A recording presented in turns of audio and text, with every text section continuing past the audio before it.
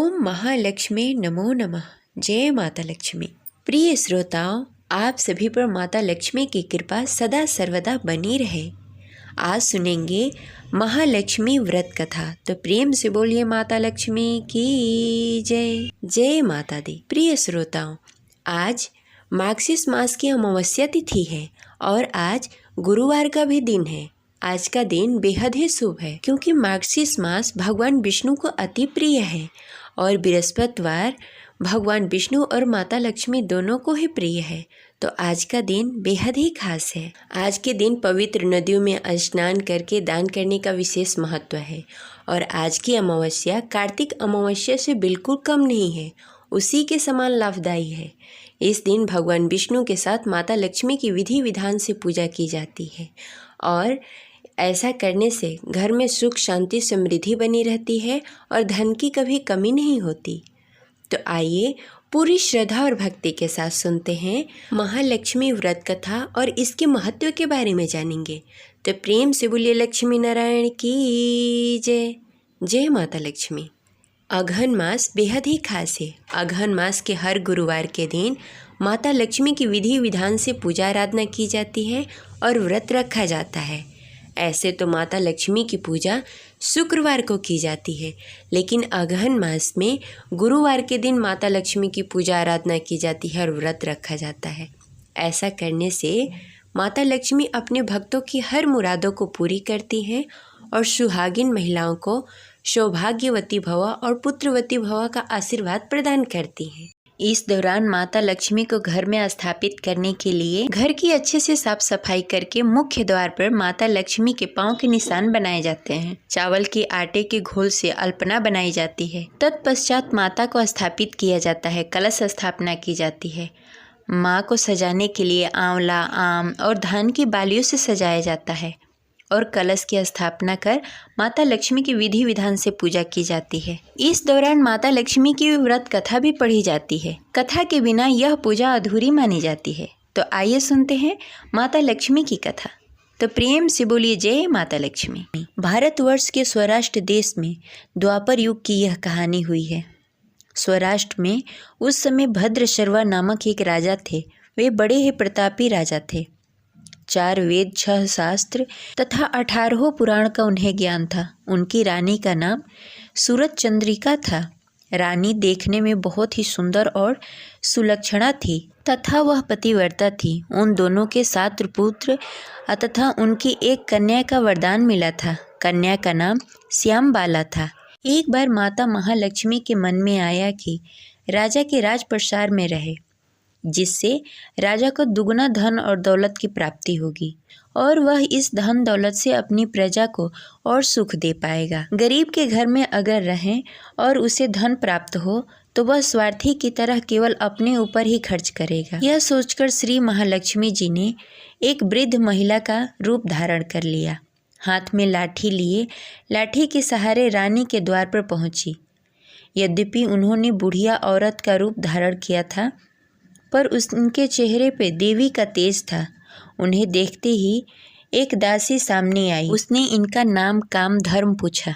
वृद्ध ब्राह्मण का रूप धारण किए माता लक्ष्मी ने कहा, बालिके, मेरा नाम कमला है। मेरे पति का नाम भुवनेश्वर है। हम द्वारिका में रहते हैं। तुम्हारी रानी पिछले जन्म में एक वैश्य की पत्नी थी। वह वैश्य गरीब था। दरिद्रता के कारण घर में रोज झगड़े होते थे तथा पति रोज उनको मारता था। इन बातों से तंग आकर वह घर छोड़कर चली गई तथा उस जंगल में खाली पेट भटकने लगी। उसकी यह दुर्दशा देखकर मुझे दया आ गई। तब मैंने उसे सुख समृद्धि देने वाली श्री महालक्ष्मी की कथा सुनाई। मेरे कहने पर उसने श्री महालक्ष्मी व्रत किया। श्री महालक्ष्मी प्रसन्न हुई। उसकी गरीबी दूर हो गई। उसका घर संसार दौलत से संपत्ति से भर गया। बाद में पति पत्नी दोनों परलोक सिधार गए। लक्ष्मी व्रत करने के कारण वे लक्ष्मी लोक में रहने लगे।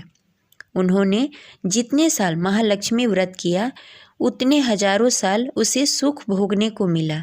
इस जन्म में उसका जन्म राजघराने में हुआ है, परंतु वह श्री महालक्ष्मी का व्रत करना भूल गई है। उसे यह याद दिलाने के लिए यहाँ आई हूँ।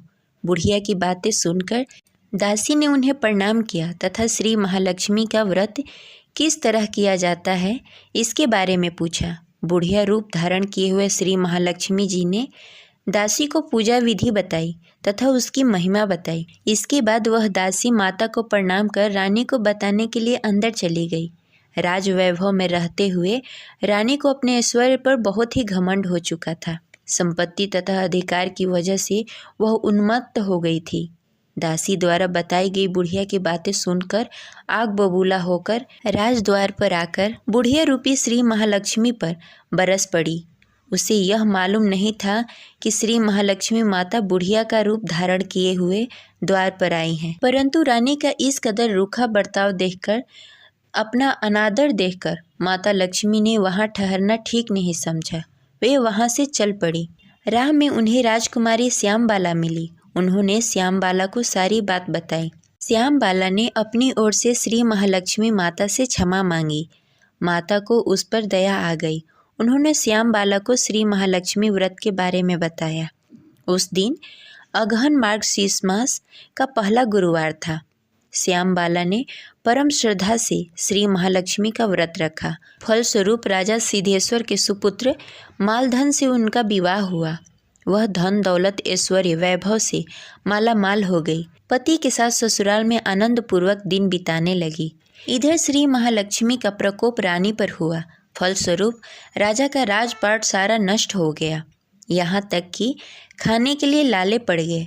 ऐसी हालत में रानी ने राजा से निवेदन किया, हमारा दामाद इतना बड़ा राजा है, धनवान है, ऐश्वर्यशाली है, क्यों न उनके पास जाएं, अपना हाल उसे बताएं, वह जरूर हमारी मदद करेगा। इस बात पर राजा भद्रशर्वा दामाद के पास रवाना हुए। राज्य में पहुंचकर एक तालाब के किनारे थोड़ी देर विश्राम लेने के लिए ठहरे। तालाब से पानी लेने आते जाते दासियों ने उन्हें देखा। उन्होंने विनम्रता से उनकी पूछताछ की। जब उन्हें यह मालूम हुआ कि वे रानी श्यामबाला के पिता हैं, तो दौड़ते हुए जाकर उन्होंने रानी को सारी बात बताई। रानी ने दासी के हाथ राज परिधान भेजकर बड़े ही ठाट से उनका स्वागत तथा आदर किया। खान पान कराया। जब वे लौटने लगे तो सोनों के मोहरों से भरा हुआ घड़ा देकर राजा भद्रशर्वा वापस अपने घर को लौट गए। उन्हें देखकर रानी सूरज चंद्रिका खुश हुई। उन्होंने सोने के मोहरों से भरे हुए घड़े का मुंह खोला। तब हाय भगवान, घड़े में धन के बदले कोयले मिले। यह सब श्री महालक्ष्मी के प्रकोप से हुआ। इस प्रकार दुर्दशा में और कई दिन बीत गए। इस बार रानी स्वयं अपनी कन्या के पास गई। वह 3 अगहन मास का अंतिम गुरुवार था। श्यामबाला ने श्री महालक्ष्मी का व्रत किया, पूजा किया, अपनी माँ से भी व्रत करवाया। इसके बाद रानी अपने घर आई। श्री महालक्ष्मी का व्रत रखने पर उसे फिर से अपना राजपाट, धन दौलत, ऐश्वर्य प्राप्त हुआ। वह फिर से सुख शांति आनंद पूर्वक जीवन व्यतीत करने लगी। कुछ दिनों के बाद राजकन्या श्यामबाला अपने पिता के घर आई। उसे अपने घर में देखकर सूरज चंद्रिका को पुरानी बातें याद आ गई। यहीं कि श्यामबाला ने अपने पिता को घड़ा भर कोयला दिया था और उसे तो कुछ भी नहीं दिया था। इसी कारण श्यामबाला को पिता ने घर में आने पर उसका कोई आदर सत्कार नहीं किया, आतिथ्य नहीं किया, बल्कि अनादर हुआ। पर उसने इस बात को बुरा नहीं माना। अपने घर लौटते समय उसने पिता के घर से थोड़ा सा नमक ले लिया। अपने घर लौटने पर उसके पति ने पूछा, अपने मायके से क्या लाई हो? इस पर उसने जवाब दिया, वहाँ का सार लाई हूँ। पति ने पूछा, इसका मतलब क्या हुआ? श्यामबाला ने कहा, थोड़ा धीरज रखें, सब मालूम हो जाएगा। उस दिन श्यामबाला ने सारा भोजन बिना नमक के बनाया और परोसा। पति ने खाना चखा। सारा खाना नमक के बिना फीका लग रहा था, स्वादहीन लग रहा था। फिर श्यामबाला ने थाली में नमक डाला। इससे सारा भोजन स्वादिष्ट लगने लगा। तब श्यामबाला ने पति से कहा, यही है वह मायके से लाया हुआ सार। पति को उसकी बात सही लगी। फिर वह दोनों हंसी मजाक करते हुए भोजन करने लगे। कहा गया है कि इस तरह जो कोई श्रद्धा भाव से श्री महालक्ष्मी की पूजा करे, उसे माता लक्ष्मी की कृपा प्राप्त होती है, सुख संपत्ति शांति प्राप्त होती है, सभी मनोकामनाएं पूर्ण होती है। परंतु यह सब प्राप्त होने पर माता लक्ष्मी की पूजा को भूलना नहीं चाहिए। हर गुरुवार को व्रत पाठ अवश्य करना चाहिए। इस तरह श्री महालक्ष्मी महिमा भक्तों की हर मनोकामनाएं पूर्ण करती हैं। इस प्रकार श्री महालक्ष्मी गुरुवार की कथा संपन्न होती है। प्रेम से बोलिए जय माता लक्ष्मी। दूसरी कथा के अनुसार प्राचीन समय में एक गांव में एक गरीब ब्राह्मण रहता था। वह भगवान विष्णु का भक्त था। वह नियमित रूप से भगवान विष्णु की पूजा आराधना किया करता था। एक बार श्री हरि ने उस ब्राह्मण की पूजा से प्रसन्न होकर उसे वर मांगने को कहा। तब ब्राह्मण ने इच्छा जाहिर की कि माता लक्ष्मी का निवास उसके घर में हो। यह सुनकर विष्णु जी ने माता लक्ष्मी की प्राप्ति का मार्ग ब्राह्मण को बताया।